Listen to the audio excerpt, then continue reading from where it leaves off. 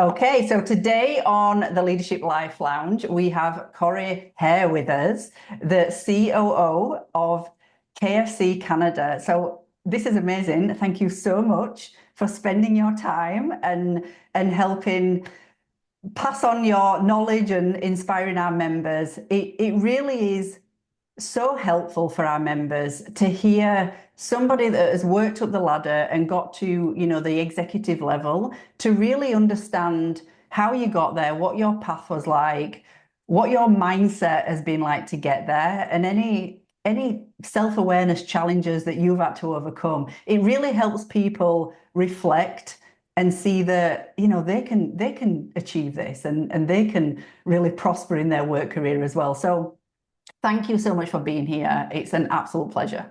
Well, thank you for having me to both of you. Really appreciate the opportunity. I'm very excited about the conversation today. I'm hoping that I can share a few lessons that I've learned along the way, make it really appropriate for, your team that's listening in.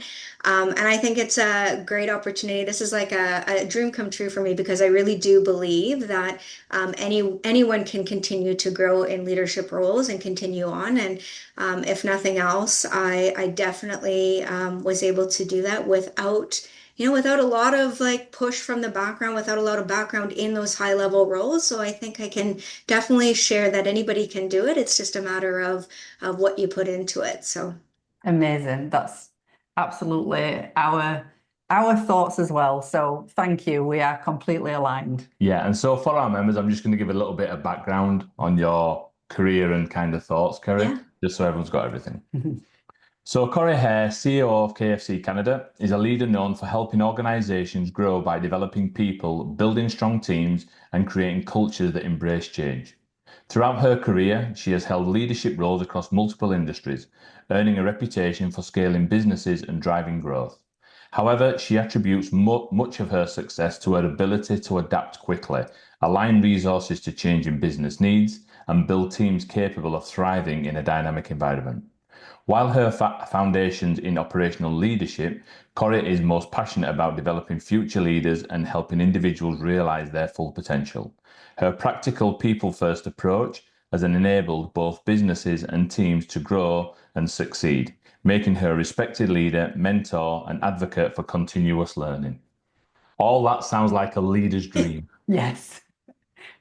Thank you. You did a really great job setting me up there. I've got some big shoes to fit the shoulder. That's an amazing bio. So Right. I'm going to start with the question that we always start with all of our members. So if you can walk us through your career path from the beginning and just tell us, like, did it evolve in how you envisioned it to evolve, or were there twists and turns along the way, and what did that look like? Oh my gosh. If you were to look on a roadmap of my career, it probably is like a big squiggly line of different things, and it's definitely not how I envisioned it. And while it ended up being intentional at some point along the roadmap, it definitely didn't start that way. And I think, that's one of the biggest things that I share with a lot of the team members that I work with in the organizations that I'm in is that it doesn't have to be perfect, and not everything lands exactly where you thought it was going to land or how it's going to go, but there are ways to really challenge yourself and to grow from that, and the ability to continue to grow in your career wherever that may be is there at any stage in life. And it doesn't have to be because I'm here today, I can't get there tomorrow. It's about creating opportunities for yourself that put you in that right direction. And so when I think back to how I started, that's exactly what some people did for me. And I didn't even know they were doing that until you reflect back in time. But they were taking a young Corrie and they were seeing things I didn't see in myself. And they're really pulling those out of me that allowed me to start to realize some of my own potential and to lean in on some of my own things and skills and abilities that I didn't even know at that time that I had, but they were there guiding me through that. And so I think, like, that's probably one of the best things that you can have is someone who sees that in you before you see it in you, and you can really start to kind of bound from that. And so I think, that happened My goal in life was not to be where I'm at today. I was going to be, go to school to be a lawyer. That was Oh, what my wow. plans were.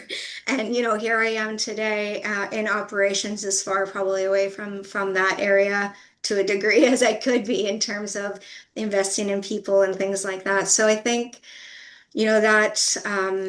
that path was created because of, that one single moment where somebody put an investment in me. And looking back now, I really attribute that as to why I'm such a proponent for developing leaders and developing people, because I really am the product of what that can look like when you've got that starting point. Mhm. Amazing. And where did you go to university and get into the job that you originally wanted when you left? Or like, how did that first No, no. So starting point? I was actually going to university and I got a part-time job, to support me through university. And so, just working part-time and then some through my studies, as I was working, they started to give me a little bit more responsibility, a little bit more responsibility. I started to really love what I was doing. And, they came to me with an opportunity and said, "Hey, we really believe that you would be a great fit for this role. We've been kind of giving you more and more and more, but it's a full-time role and it's a leadership role, in a management role. Is that something you're interested in?" So I really had to take that back and go back and kind of like internally say, okay, where do I want to go? What's the opportunities? What are the options for me? So I decided, you know what, I'm going to take a leap of faith. I'm going to transfer my studies and I'm going to transfer them to online. And because that was an option then, and I'm going to do those in the evenings and weekends and my days off, my free time. I'm going to continue on that way. And, I'll continue there. And then I can take this role, which financially would be great for me. It's my first role. I was excited. First role where I'd have a few people, that would report into me. It wasn't a glorious role, but it was something. So I took that leap of faith, and that's how it started. And it actually ended up where I finished my university, but I was propelling and starting to grow so much, and I loved what I was doing so much that when I was done with that 4-year program, I actually that's where I didn't go into that second term of going into law school. I actually took a break.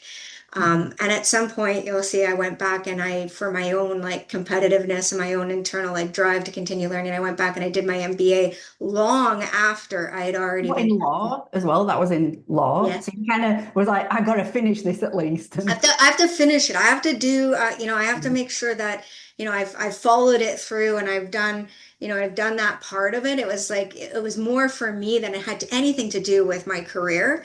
I don't think it supports any of the other positions that I've gotten since then. That was more just for my internal piece. But yeah, I loved what I was doing so much. I didn't, that was where it really started to shape where I knew what my career was going to be long term and where I felt my passion was. Amazing. So what was that role like kind of a similar role to what you're doing now in operations in that kind of field? Yeah, it was in operations, but that first role was actually, it was called at that time a merchandising manager. And Mhm. so and really that was a fancy word to say it was like a warehouse manager that also made sure that product was put in the right spots on the floor for sale for customers. So like completely like different than, where what like teams that I work with today and what I've done in like the future from that.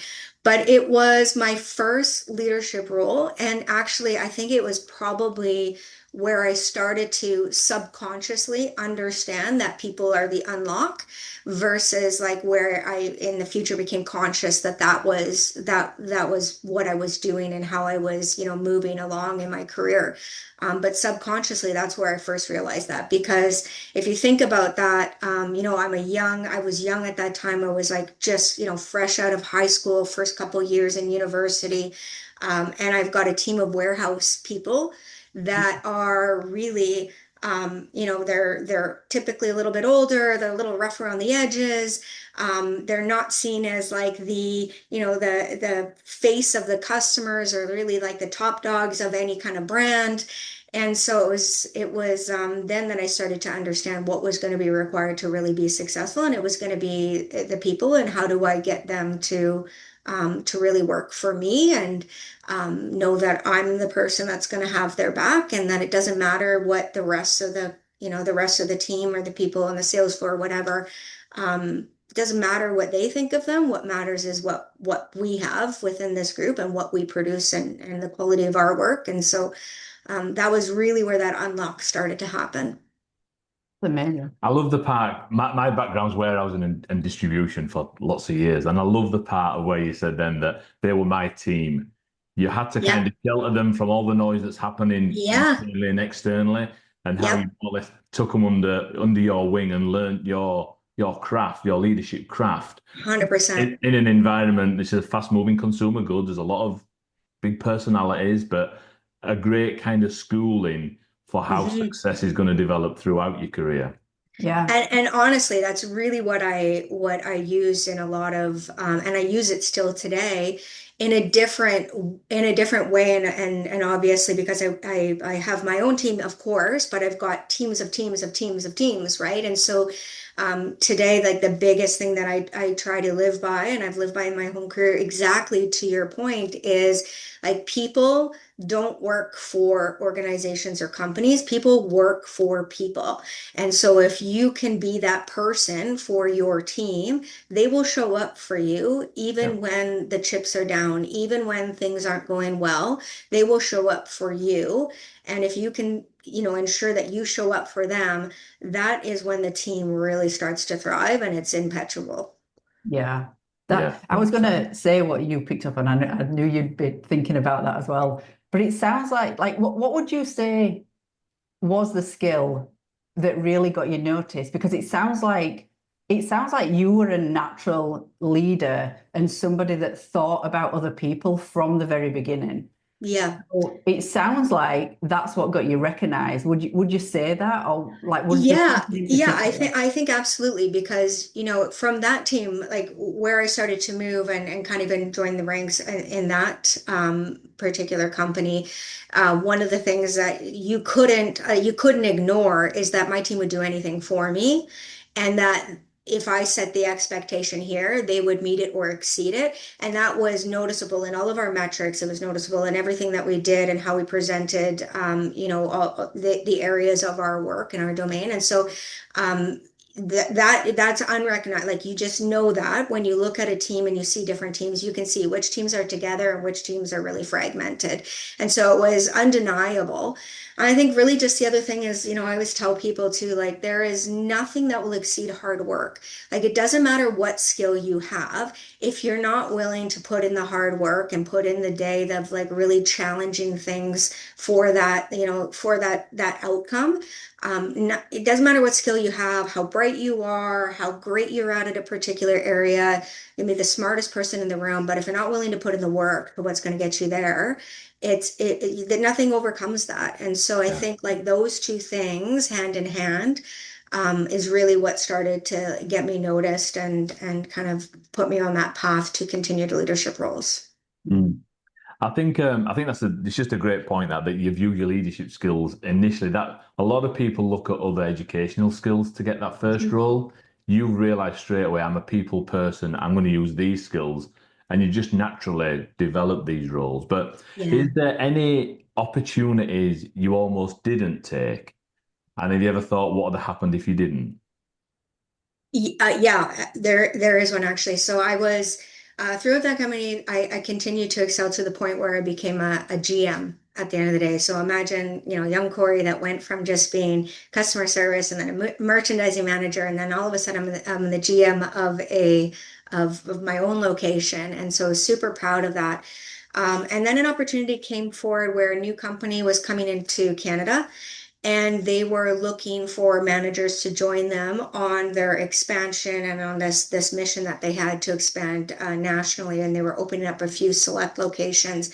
And I had a recruiter come forward and, reach out to me and say, hey, can we have a conversation? And, one thing my mother always taught me is you don't close a door, you always keep doors open, you have conversations with everybody. And if nothing else, you've made a new friend. And so I said, sure, I'll have the conversation. And through the conversation, they said, the opportunity is for an assistant manager. And I was enjoying the conversation up until that point, and I was like, "Ooh, okay." And so finished up the conversation, and I went back and chatted with my husband now then and about the opportunity, and he's like, "Well, you're gonna take it?" And I said, "I don't know, like I've worked so hard to get to this point in my career where I'm a GM. I love my job. I love the people around me. Like an assistant manager, it's a step back, and I don't know how long it would take me to get to a store manager role again or a general manager role again. Like, I don't know if I want to go backwards." And, had a lot of conversations around that and made the decision that I'm going to put my ego aside and my title aside. It wasn't about that. What was the opportunity that lied ahead that was further than just the title? And I made the leap and I decided to take the position. And I think if I didn't take that position, um, I think it definitely would have hindered my growth, but the opportunity that came just in learning, just in like development of myself personally and my skills from taking that leap was huge. And I do not obviously regret it for a moment. But if I had gone solely on just my ego and my title, and not looked at that, then I think it would have been a huge loss. I think that's a brilliant It's a great, lesson for great people story. because so many people really do like even subconsciously they're Mhm. going for the title, a Mhm. little bit of extra money. They want Yep. it's like it's just in us. You want that status, Mhm. but to kind of like know that taking a step back and not worrying about a job title, it's just the title to know what the better path is. Yeah. Yeah, it takes a lot of self-awareness to do that. So that's a brilliant lesson, definitely. Yeah. So let's move on to self-awareness and overcoming fears. So we talk a lot about this at Leadership in Life, and we really kind of think about noticing our thinking, our reactions, and our patterns. So can you share a time when fear, in whatever way, self-doubt might have cropped up and shown its head for you? And how did you deal with that? And a few suggestions, things like public speaking, communication, like imposter syndrome, all those kind of things. That's Oh, what we're yeah. trying to get at. Well, I think you just like nailed it completely, all of it right there. I think when you are growing through the ranks, and to your point, when you have colleagues that have like esteemed degrees or education, and you yourself are going through the ranks, I think there's nothing that prepares you for the self-doubt that you will have in yourself. And I think it's completely normal. It's funny because I'm a little bit of I tend to be like a little bit of a perfectionist, but for myself, never for my teams, which is, you always want to show up the best all the time for your team. And when your team makes mistakes, you talk to them about how it's okay and how, it's a learning experience. And like, what did we learn? And let's not make that mistake again. That just teaches us something and let's move forward. But for myself, it was always like, ooh, ooh, ooh, like beating myself up consistently because you want to, for me, I always wanted to be that perfect representation for my team. And so I think there was a lot of fear in making mistakes for myself. There was also a lot of fear in um, showing some humility and being very like open and honest about that. And I think that took time and some self-awareness for myself as a growing leader to recognize that actually when I show up with humility and I share in my own struggles in terms of, process and how things are going, and I share that with my team, the respect and the appreciation that they actually give you back is something you just it's just a feeling like an overwhelming feeling of enjoyment because you really know at that point in time that your team is there for you too, and you don't just have to be there for your team. And actually, what I started to recognize is when you show up that way, your team will actually start to do things to support that and to kind of lift you up, rather than have it be your weakness. And I think you have to recognize that. So I think, one of the best things about self-awareness is it changes in different roles and as you grow. And so you constantly need to work on it. It's not like you understand one day what your skills are or what your opportunities or your strengths or your weaknesses are, and then you maintain that throughout your entire career. It doesn't work that way because you're constantly evolving too. And so I think what I found is that the best way for me to show up and be the best version of myself is to constantly challenge that and ask for feedback. And leadership courses are great. All those things that you can do on your own are great, but the best self-awareness comes from the people you're working with. And if you can put yourself back, and if you can accept real feedback from the teams that you're working with at that time and consistently gauge that over time, that's the best opportunity to be able to ensure you're doing and you're showing up in the right way for your teams. Yeah, what you just said then, I absolutely love to hear that because there's so many leaders out there that think that if they do ask for support from the team, it's a sign of weakness or it's a sign Mhm. of that they've not got everything under control. When Mhm. realistically, all it's doing is just creating this environment where your team feel comfortable to come up and say, I think we should possibly do it this way. I think we'd get Yes. results this way. And you've not got all the answers of a leader, but that you're not meant to have all the answers. As a Yeah. team, you go through it and work it. So from a self-awareness standpoint, I think that's an amazing answer. Yeah. Yeah. Yeah. Yeah, I mean, I think my probably the biggest the biggest problem I would have is like, could you imagine a world where there's a team around Corrie where, I'm proposing all these ideas and things that we're gonna do, and they're all like, yes, that's excellent. You're so smart. That's so Yeah. great. I mean, if I would like we'd blow the company up if that was the case. Like, I'd much prefer to go, great idea, Corey, but absolutely like way out of left field. And really, this is where we should bring it back. And so I think like just having that awareness is so important. Yeah, Yeah. I think it's great. Um, when it comes to motivating, obviously it sounds like your career literally from day one has been very people orientated, getting the best out of people, involving people, empowering people. How you motivated people in the early days, have you still kept with that same kind of traits or have you developed a different strategy that you implement now? Yeah, I mean, I think the strategy that I found has worked the best for me is getting to know your people.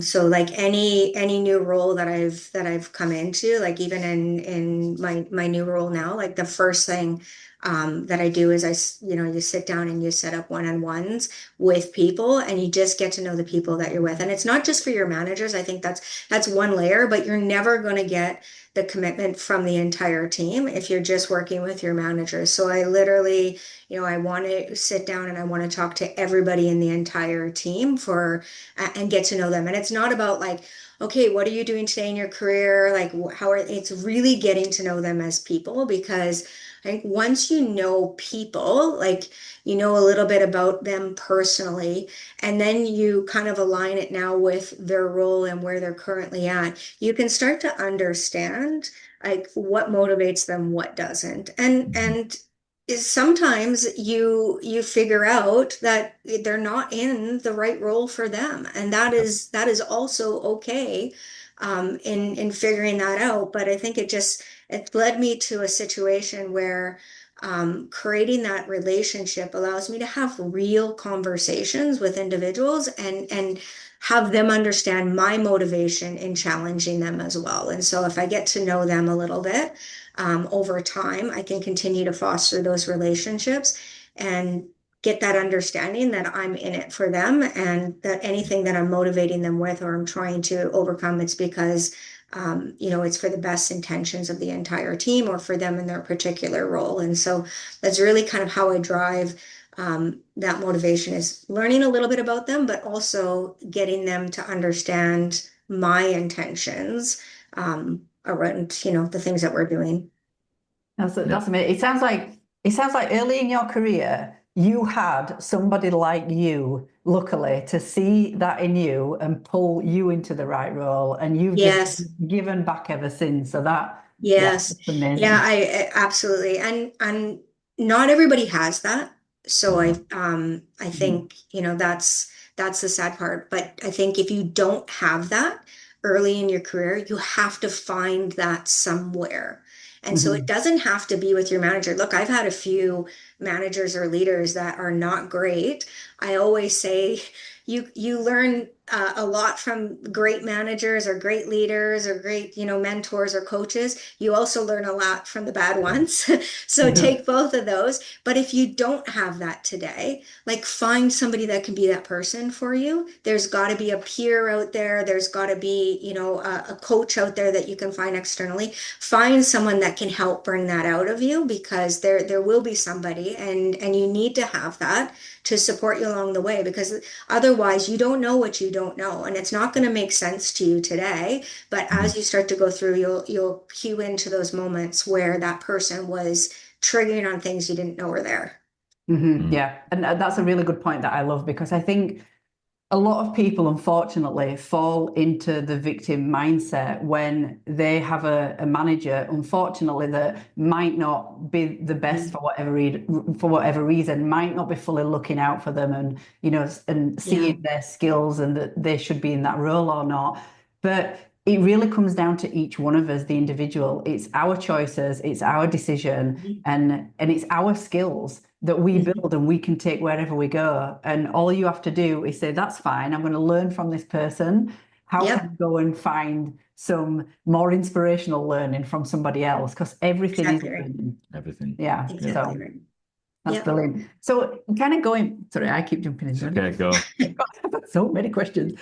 So going back to your influence, like who what are the best key things that your like mentors ever taught you, and what did that come from, like your parents as well, like what did, like how did you evolve into this person? Who I mean, obviously, some of it always comes from your upbringing, right? So, I come from my family was a military family, so we were very like hardworking, structured, like no excuses, get the job done kind of family. So, obviously that leads in a little bit, but that's only one proponent of it.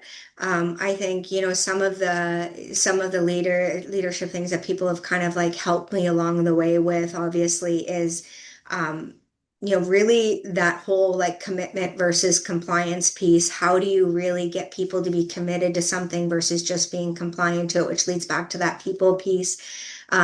Doing. I had one mentor that was a manager with me, and one of the things that he taught me was like do the right things even when no one's looking, right? It's like, are you always in that mindset? Is this truly who you are as a leader? Or are you doing it when, the big bosses are there, or when, your team is around? And just being really authentic to yourself. Like, if that's not who you are, then don't put on the show, because that's only going to get you to, maybe to point B when you really want to go to Z. So like be authentic, be yourself. And I think those were some of the big leadership things that got me through the early stages. Now, as you start to grow in your career, you start to layer in like a lot of different aspects, a lot of different new learnings. The ego piece was a big one. Like just there is a point in your leadership career where that will only get you so far. And then you've got to like shed it off and learn how to shed it off and transform it into something else. And that was a huge learning. And again, just somebody, a mentor, a leader coming and working with me and identifying that and working through that. So I think, take all of these pieces. The crazy thing is that you might, along the way, you might get a lot of like inspiration from other leaders and mentors and people you like highly respect. And you'll probably go through multiple different like leadership training about, your skills, what are your strengths, what are your weaknesses. some of those are great. Some of them can actually like hold you back because if you're not working with the right people, they can, they can start to feel like you're trying to change who you are. And really, am I not as great as I should be because I don't have these skills or these, these leadership qualities? And I think it's really where you have to start to build again, like, who am I as a leader? What are my strengths? What am I really, really good at? How do I ensure that I continue to build those strengths? My weaknesses are my weaknesses. I need to be aware of them, but they don't define me. What defines me is what I'm really, really good at. So, how do I continue to take what I'm really good at and make it better and incorporate it every day? And then, use those weaknesses as areas of insightfulness for making sure that I don't have a blind spot. Yeah. Perfectly I think that's a put. great definition of self-awareness right there. Yeah, Yeah. perfectly put. There's so much that I want to ask, but I know we've only got a certain amount of time. But one of No the problem. questions I do have is when you started your career, obviously there was this idea of success. What would I need to do to be successful? Now you are successfully very successful. Has that definition changed, or is it still, still the same kind of mindset that you've got? Yeah, in some ways it's the same, and in some ways it's different. So, we talked about how originally kind of thinking of what success looks like, it was like a title, it was like, it was that those accolades being given, and earning those that kind of would made me feel successful. But at the core of it, what I felt most happy about was like when my team was being celebrated and they were seeing success and they felt good about what they were doing. And that I think, well, it started small and subconsciously as became more conscious that that was really what kind of drove me. I started to build that. And so for me today, it's definitely changed over time. So for me today, like success in my position is really when I've made an impact. It's really when, and that, that could be in like so many different ways, but the most successful way for me is like when I see people that are moving and achieving like things they want to achieve, and not just in career but in like life. And sometimes it does mean that they're not in the right position, and what they really want to go for they should go for. And I've helped, I've helped and had conversations with people be able to do that and step away to be able to go and achieve like really what they're passionate about. But that's what really excites me today is like coming together as a common group and saying, here's our goals. How do we get there? How do we work together? Seeing that growth internally and just making an impact, like just changing the way things are, challenging the way things are, and really making a positive impact. And that's success today, where before I would say it was more like individual success. And you start to carve that out and say, okay, now it's not individual success. It's now team success, and now it's company success. So it starts to mold from there. But I think that's a fantastic definition because certainly when I started my career, my success was very people orientated, but it was more SLAs, KPIs, all this kind of stuff. And then when you get to these levels, you start looking at metrics of like attendance, yeah, staff turnover, and they're the yep, metrics that you focus on, like people or just the general mood on a Monday morning. That becomes more of a metrics than an SLA or a KPI because agreed. it's something that you've got to a certain point that I'm just going to, there is, I can keep going, but what really strives, what gets me going every single week, and it's that Hmm. people wanting to come to work. People, when you turn around and say we got to run the weekend, there's no one's hiding behind there. Everyone's coming forward and saying we got this. What do we need to do? 100%. It's a measurable thing, but it's so much more enjoyable. Yep. That, the metrics will come, the KPIs will always be there. They'll always move in different directions. Those are constant and you're constantly going to be measuring those. But if you don't have the team around you, to your point, that are going to help you achieve those, you've got nothing. Like Mhm. it starts there. And you can have just a group of people, But if they're not operating for the same focus and around the same mentality, they will operate in silos. I Yep. have to do this job. This is my job. I have to do this job. This is my job. Where, the best teams is our job is all of these things. We Yep. all own these things, and how do we support each other through these things? That's really the difference. Yeah. Yeah, 100%. And I think when people start working in these silos and everybody's not on the same page, I'm really big on providing clarity. I think the knock-on effect of that is that people go home frustrated, and this is Yeah. what starts the evolution of, getting into that victim mindset, not being happy with work, taking it home, and it's just it's filling your mental load with emotions instead of working together in the facts. So Corrie, you are honestly sounds like an incredible leader. Like everything that you've gone through Thank and you. talked I through appreciate here, that. you can just I bet you've got an amazing team and they absolutely love working for you. So last question, and before we wrap up, is there something that you wish that we'd have asked today, something that we could go through, whether it's a thought, a belief, or a lesson that's truly shaped you, that you want to leave with our members at the end of this conversation? It's a really great question. So many, and I fear that I'll leave a really, really important one out there. But We'll just get you back. It's fine. perfect, perfect. I think one of the things that's super, super important for maybe new leaders that are out there is that it's never too late to start your journey. How you do something is just as important as what you do. And so I think if you've got aspirations, if you've got, you really want to challenge yourself on what your career could look like, don't doubt yourself. Make a mental note that you're going to go forward with it. How are you going to do it? Will really be up to you. And I think if you can find yourself a great coach or a mentor or somebody that you can lean on that can give you some really good feedback and work towards, I don't think there's anything that will stop you as long as you're willing to put in the work. Perfect. Love it. Nailed it. What an amazing message to leave. Yeah. Awesome. So Awesome. honestly, thank you so much. This has been incredible. So I'm going to stop the recording now, but I'm sure that we will get you back at some point. I think there's plenty more questions we could have had Yes, there. there So is. yes, thank you so much, Corrie. Really appreciate Thank you.